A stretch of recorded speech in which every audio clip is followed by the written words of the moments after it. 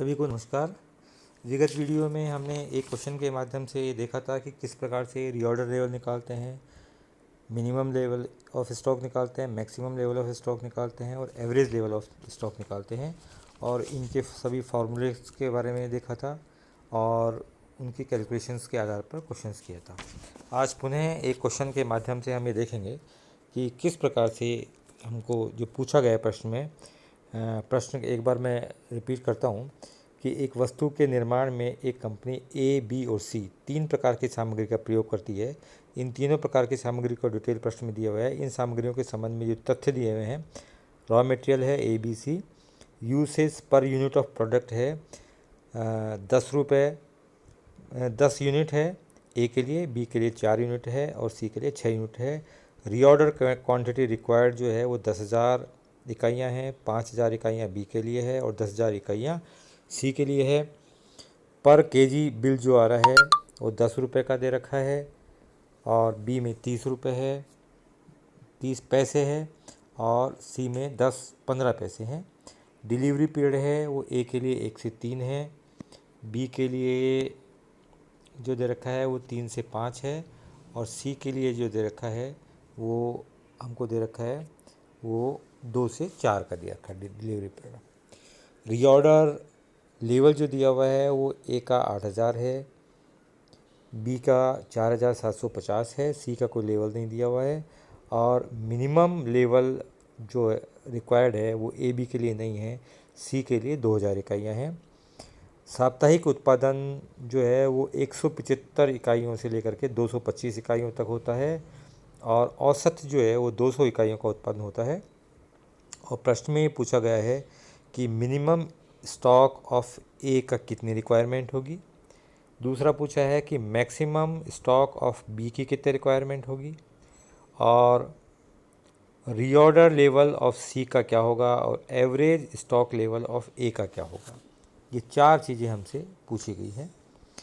Minimum stock of level निकालने का जो फॉर्मूला है, जो अपन पहले भी पढ़ चुके हैं, वो है reorder level minus average usage into average supply period.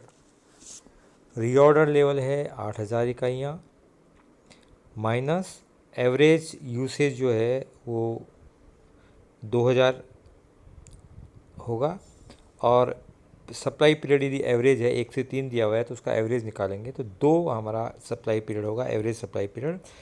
और इसको कैलकुलेशन करके निकालें अपन तो 8,000 माइनस 4,000, 4,000 किलोग्राम जो होगा वो मिनिमम स्टॉक लेवल ऑफ ए होगा। दूसरी जो चीज़ इसमें पूछी गई है वो है maximum stock of B. Maximum stock level निकालने का फार्मूला है reorder level plus reorder quantity minus minimum time to get supply into minimum rate of consumption, ये है। और मैक्सिमम स्टॉक लेवल का जो फार्मूला है वो है रीऑर्डर लेवल है वो 4,750 इकाइयाँ जो दी हुई है प्रश्न में, प्लस रीऑर्डर क्वांटिटी है वो 5,000 इकाइयाँ हैं, minus minimum time to get, जो मिनिमम टाइम जो दिया हुआ है बी के केस में वो 3 दिया हुआ है, टोटल टाइम दिया हुआ है 3 से 5, तो मिनिमम टाइम हो गया हमारा 3 weeks into minimum rate of consumption जो दी हुई है वो है 700 इकाइयाँ, 700 है मिनिमम रेट ऑफ कंजम्पशन।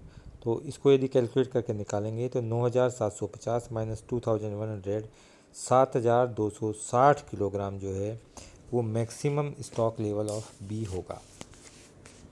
उसके बाद में जो तीसरी चीज़ पूछी है वो पूछा गया है reorder level of C. Reorder level of C निकालने के लिए रीऑर्डर लेवल का फार्मूला, जो स्टॉक का फार्मूला है वो अप्लाई करेंगे और वो है maximum time to get supply, मतलब सप्लाई प्राप्त करने के लिए अधिकतम कितना समय चाहिए इनटू अधिकतम हमारा जो है वो कंजम्पशन का रेट क्या होगा। सप्लाई प्राप्त के लिए सी के केसेस में जो टाइम जो दिया हुआ है 204 है, तो अधिकतम टाइम होगा 4 का होगा और मैक्सिमम कंजम्पशन जो है वो 1,350 होगा। इसको मल्टीप्लाई करेंगे तो 5,400 होगा, वो रीऑर्डर स्टॉक लेवल ऑफ सी होगा। उसके पश्चात एवरेज स्टॉक लेवल जो है वो हमको निकालना है। चौथी चीज़ जो पूछी गई है वो एवरेज स्टॉक लेवल पूछा गया है, वो एवरेज, जैसा कि अपन को पता है कि एवरेज स्टॉक लेवल का फॉर्मूला है minimum stock level plus maximum stock level divided by 2, इसके आधार पर निकालेंगे तो ये हो जाएगा 4000 प्लस 16250 डिवाइडेड बाई 2, 10125 जो है वो हमारा एवरेज स्टॉक लेवल होगा। तो ये इसके आधार पर हम चारों जो है वो जो रिक्वायरमेंट थी इस क्वेश्चन की वो हम निकाल सकते हैं। इसमें कुछ वर्किंग नोट्स दिए हुए हैं, उसकी सहायता से जो रिक्वायर्ड इन्फॉर्मेशन है वो भी निकाली जा सकती है। तो इस प्रकार से हम जो है वो मटेरियल कंट्रोल जो पढ़ रहे थे उसका जो सबसे पहला सबसे इम्पोर्टेंट है वो अलग अलग लेवल्स है, उसके अपन ने फार्मूले का अध्ययन कर लिया है। अलग अलग क्या क्या चीज़ें हमको निकालनी पड़ती है उसको देख लिया है। रीऑर्डर लेवल निकालना पड़ता है, मैक्सिमम कितना स्टॉक हम रखेंगे, मिनिमम कितना स्टॉक रखेंगे, स्टॉक का सुरक्षित सीमा क्या होगी, हमारा डेंजर लेवल क्या होगा, इन सब के बारे में अपन ने स्टडी कर ली। और इसके बाद हमने इसके 2 क्वेश्चंस भी कर लिए जिसके आधार पर हम ये क्लियर कर सकते हैं ये स्टॉक लेवल जो है कैसे कैसे निकाले जाते हैं और किसी भी संस्था की मटेरियल कंट्रोल करने के लिए कितने इम्पोर्टेंट है।